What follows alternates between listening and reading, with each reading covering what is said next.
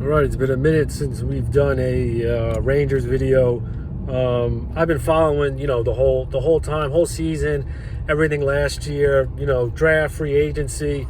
So I'm very much in the loop. I just haven't been making videos about the Rangers. Actually, I made a couple. I just never posted them. I just kind of forgot to post them, sort of thing. But I know some people early in the season left some nice comments. They were saying do some more stuff. So I'm going to try definitely do more once the season starts. So, all right, everyone obviously knows what's going on in terms of, last season. I don't want to get into too much of that because it's been talked about so much. I've read so much about it, getting caught looking at people on Twitter talking about it. So I don't want to get too, too much into it. We all know what happened.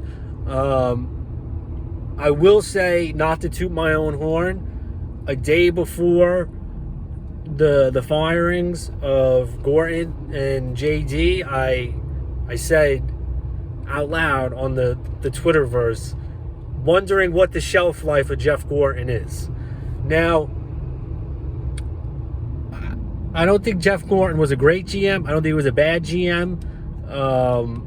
He made a lot of bonehead moves, McDonough, JT Miller trade never really worked out too good. I mean, they got, the 19 pick, first round pick, which was Nils, who's coming this year, who's supposed to be playing. And Hayek was supposed to be like the main piece the Rangers wanted out of that deal, and he's turned into a bust. He's not even going to make the team this year. The Zibanejad for Brassard trade, look, that was good. Obviously, Zibanejad, not the biggest fan of him. But obviously that was, a good trade. Brassard was on his way out. Getting rid of Stepan. He got rid of a lot of guys. I'll give him that. And, to do a rebuild, as I've said in other videos, when you're an original six team, you have a, duty to the league, especially the Rangers. Because, the Rangers are one of $3 billion teams in the NHL. I think actually they're worth the most. And then Montreal and Toronto. But that's the top three. Don't quote me on that. But, they're all worth over $1 billion. If you've been a Ranger fan your whole life, you would know the Rangers have always either had a washed-up superstar or, right now we have Panarin. They had Lundqvist for a while. But, everyone remembers early 2000s, they were trying to bring in guys, Theo Fleury, late night, Lindros, all that nonsense. We all know what happened with Nash, Gabrick, Brad Richards, Wade Redden, Chris Drury, who's now running the team. So, the Rangers, like I said, they're an original six team. It's New York City. You have to sell tickets. And, they never committed to doing a full rebuild. So, look, you got to obviously give them credit for doing that. But, I just think with Gorton and JD, I have to honestly agree. This is not a popular opinion, and I don't care. I make these videos to give my opinion as just a fan and, just someone watching and trying to connect pieces. They got themselves fired. That's the bottom line. And they got themselves fired because the product they were putting out on the ice just wasn't good enough. Plain and simple. And I know everyone, you're going to say, the rookies, blah, blah, blah. They had a lot of guys, younger guys. And Gorton was just on the Cam Jansen podcast, and he was saying, which I understand his position. He's like, now you don't really play these younger draft picks, in the minors. There's pressure, especially when they're high overall picks, to play them from the agent. You got to get them ice time, blah, blah, blah. Okay, I get it. He said that, but last year, those guys played like third and fourth liners on other teams. So my thing was, all right, why wasn't the team constructed? We'll get into what the team did this summer. I'll give my opinion. But why wasn't, Buchnevich chipped out last year? Why was, Kreider still given so much room to just play like a moron a lot of the times? Why weren't these guys, I know you can say they're young and, you want to ease them in, but it's Lafreniere, Kappa, he had whatchamacallit? He was out for a little bit with the COVID. So, he didn't have the best of the season. He didn't have a bad season. Everyone's saying he's improved defensively, but, he's not there to play defense. He's there to score. So, that was everyone saying with Rick Nash. Oh, Rick Nash is a really good penalty killer. All right, sick. But Rick Nash didn't come to New York Rangers to kill penalties. He came to score goals when it mattered most, which he didn't. That's neither here nor there, as they say. So back what I was saying. Last year there was just such a mismanagement of the team by David Quinn. And, people know my video earlier, in February this year when I, basically said, like, yeah, Quinn's out this year. Like, there's no way. I predict he's going to be out early next year, but realizing that's pretty stupid because why are you going to fire a coach early into the season sort of thing, unless it's really abysmal. But, last year, just from watching the games, I didn't understand a lot of the, like I said, these younger kids were just playing, minutes that third and fourth liners normally play. And then it's like, all right, you knew you were getting rid of Buchnevich this year, but why was he playing so much? I get he had an okay year, but I think Buchnevich peaked. I don't understand why people like him so much. I don't think he's that good of a player, in all honesty. I think he peaked, and he definitely improved. I'll give him that. He improved, but how much he wanted, and look, St. Louis can have him. Good, take Pavel Buchnevich. He's I can guarantee you this, that last year was his peak. Can guarantee it. He's not putting up those numbers. He may come close, but he's not that good of a player, honestly. People are just fiending over him, whatever the word is, for God knows what reason. I don't know. He's not that good of a player. Good riddance. But, why did they wait till this summer? And then, Jory's making comments, I hope these kids step in, this year. But it's like, Gorton should have did that last year.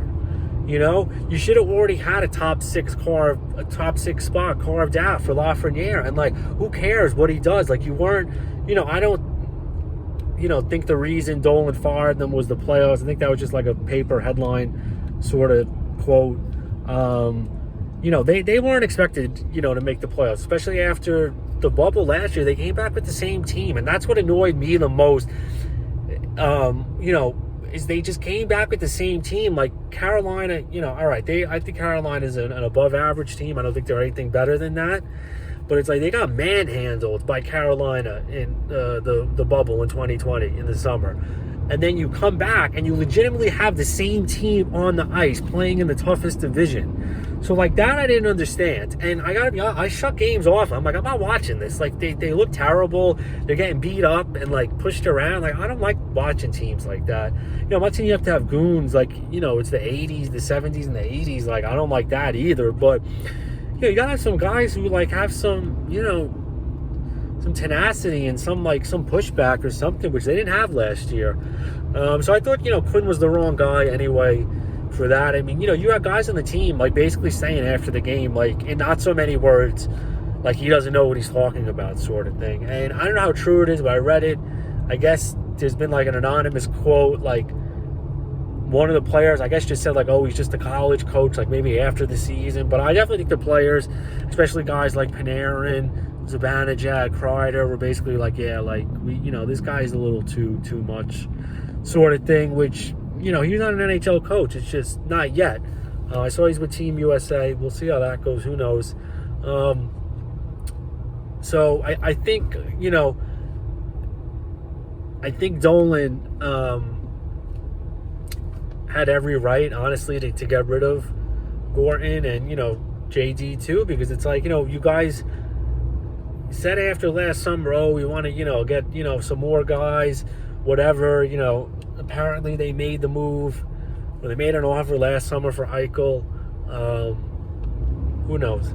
So I think they deserve to get fired for their just inability to not do anything from last summer to the start of this season. And, I also think too, though, if Gorton was still around, he probably would have made the same exact moves Jory made. I think these were all preordained moves, if you want to know my honest opinion. So, yeah. But, all right, we'll get quickly. I don't want to keep this too long. We're almost at 9.5 minutes.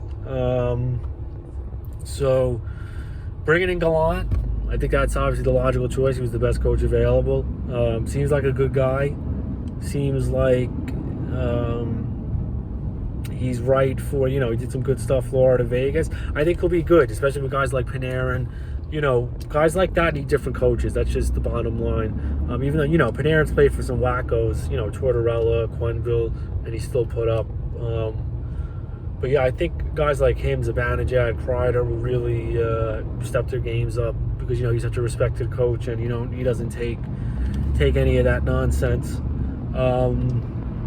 As far as the signings, I'm fine with Vucinovic getting, sent out for a second, and that dude Blaze Blas, however you say his name, but that dude can hit. I know he's had some injuries, some concussions, whatever, the past few years, but that dude's like a wrecking ball. I've seen some clips. He's just blowing guys up. So that'll be good if he can play.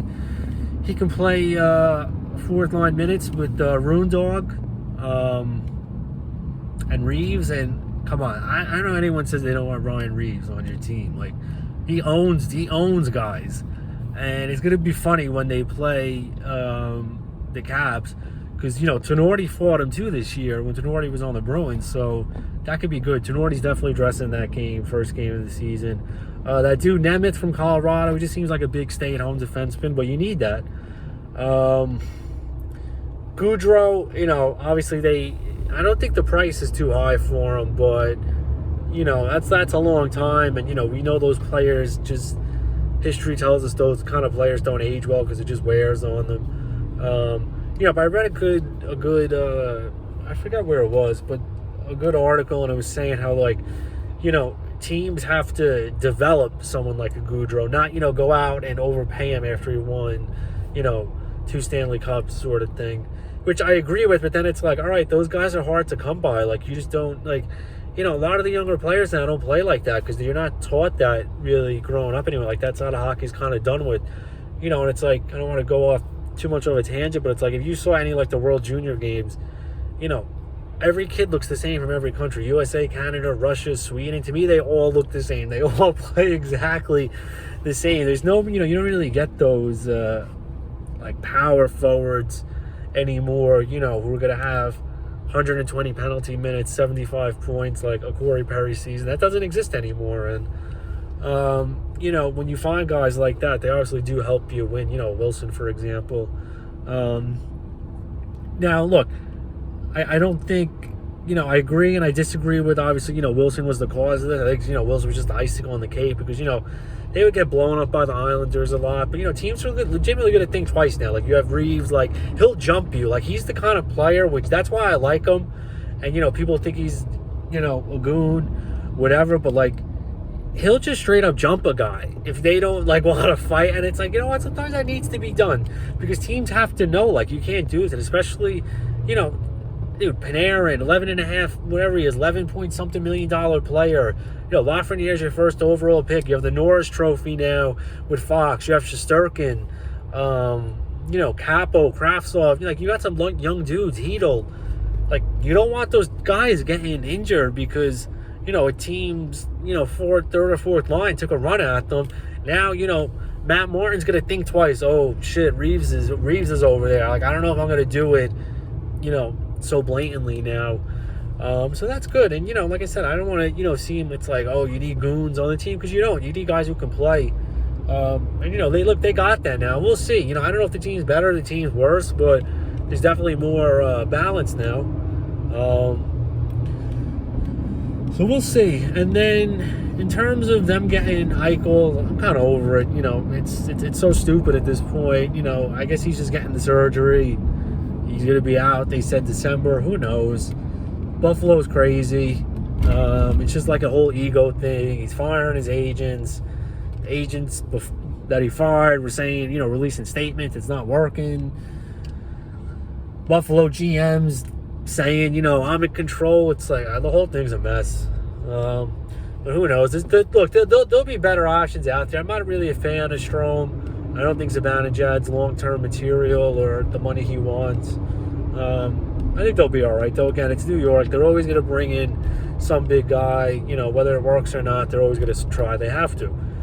So that's that. I think it'll be an interesting season. I think it'll come down to the wire between them and Philly for getting into the playoffs next year. But, it's a really a long time, honestly, before they're serious contenders, because you got to remember that their arc from when Lundqvist came into the time, it took almost 7-8 years before they got to the Stanley Cup from when he was there. And I don't think Shesterkin's in that realm, but I think they have a chance now to get other pieces. And next summer's apparently a lot of guys are available. But the thing I'm just worried about is, Panarin's not young, he's not old though, So he's in the prime of his career, so it's like you want to try and maximize the time you got with him. So yeah, we'll see. Like I said, I think it's going to be them and Philly battling for a playoff spot. And whether they get in, I don't think they'll win past the first round. They may just win a game. But we'll see. Look, anything can happen. But I think the addition of Gallant, the new players, is definitely a plus. Whether that equates to wins, who knows. But I think teams are going to look at them a little bit differently, as they should, because they're telling teams now, like, we're not messing around. We got some guys we got to protect, and got to do what you got to do. So we'll see. All right. But yeah, I'm definitely going to be back making more videos once the training camp or preseason starts. Read my sources, formulate my opinions, steal some ideas, like we always do. But that's that. All right. Enjoy. Later.